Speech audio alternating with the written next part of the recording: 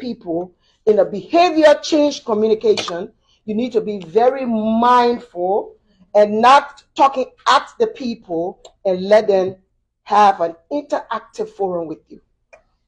In the process of FGM, from a cultural perspective, it's something that our great grandparents, our ancestors have lived with, they've worked with as a culture, as part of their culture, enshrined in their DNA, and to change that behavior to a greater behavior to promote, then you must have a positive or negative gatekeepers.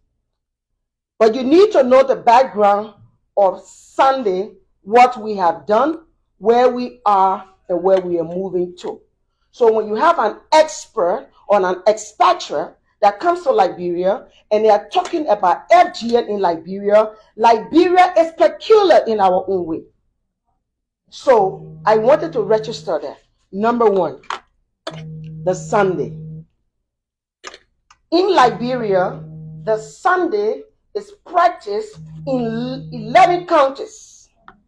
And those 11 counties are called the Mende Men Society. In other counties, 4 counties in Liberia do not practice FGM. Those 4 counties practice Bodio. So in the Mende Men Society, where they practice FGM, there are 3 kinds of FGM. 3. 2 of the FGM, 2 of Sundays, the Sunday Society is a bush school. Besides FGM, there are other beautiful and wonderful things that are taught in the Sunday. So if you look at the 3 kinds or types of Sunday, you have Sunday for the Muslim. Then you have the Sunday for the mosque. Those 2 Sundays practice FGM. The last Sunday is called Powa Sunday. The Powa Sunday does not practice FGM. So if we are talking about circumcision at this point in time, then we need to see how we can move the FGM part of the Sunday and keep the positive aspect of our Sunday. But if you are not a doctor or a surgeon, can you operate a patient? No. You're not a journalist. Maybe journalist. As a journalist, you will come and you will do fact-finding mission. You will do your report. You will cover your story. You will go and make report. When you make that report, from the way your report will go, people will know that you are a journalist. The way you will carry your report, they will know that, when the capables are not available, the availables are capable. So, when you want to discuss the issue of Sunday, whether at civil society level, at government level, always involve the practitioner with respect and take out the disc. If you take out the disrespect and put the respect forward, you will accomplish your aim. So the reason that it's been challenging for practitioners to listen to people who are advocates or activists is because you put the donors' mandates first, instead of someone who is an elder, a Zoe, a chief that you're going to talk to. Something you know nothing about. In Liberia, we say, you not know it. So how dare you know nothing about what I'm in, you come and criticize me publicly. You think I will take it lightly? The more you criticize me like that, I will run from you so fast, you will not get nothing from me.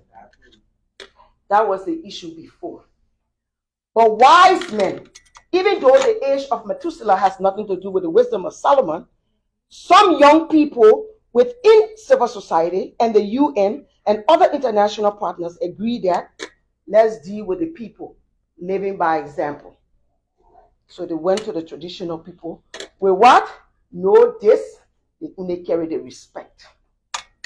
and ask them to take away from the culture that portion that is FGM.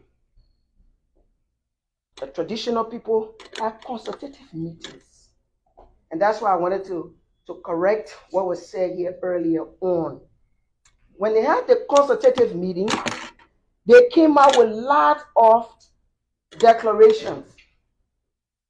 Counter declaration, Banga declaration, you just name it. From all of these consultative meetings, the traditional people resolved in a bono, in a place that you have never been in this room, because I've seen the eyes already. The place is called Bonyema. And they agreed that we can take away this, but we should do it county per county. I'm just telling you where we're going as far as to the national legislature. And the traditional people agreed that, okay, we are willing to listen to you, civil society, international organization, based on protocols. We will agree and we will go by the SOP based on other countries and the international community being a global village. So Liberia will agree. So they brought people like us. And we said we wanted to work with someone who can see. So they seconded Mabandi from the UN Women. We started the advocacy with the women. Can I say, or should I say it was easy? No, it was not. It has not been easy.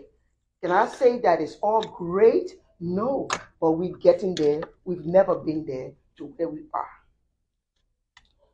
So after all the declarations, the National Council of Chiefs and Elders, headed by Chief Zanzan Kawa, decided with all chiefs and elders and zones of the Republic of Liberia that they will ban FGM. It is that ban that is ongoing, and the law will enforce the ban. So you have traditional enforcement, and then you got law enforcement. In order for the law enforcement to succeed to the judiciary, you must go to the national legislature and put it in what? Law. So we went to the national legislature, we met with them. There are two bills at the national legislature. One of the bills says consent. For example, I'm in the US or in Europe and I'm older. I just feel like being a Sunday woman. I come back to Liberia and I voluntarily go into the Bono and have myself as a Sunday woman. That's one bill. The other bill said no. Just take out FGM. So those two bills now needs to come together and come up with one. So one, it can be synchronized, the bill will get out, and then we'll move forward. Having said that, Chief Zanzan is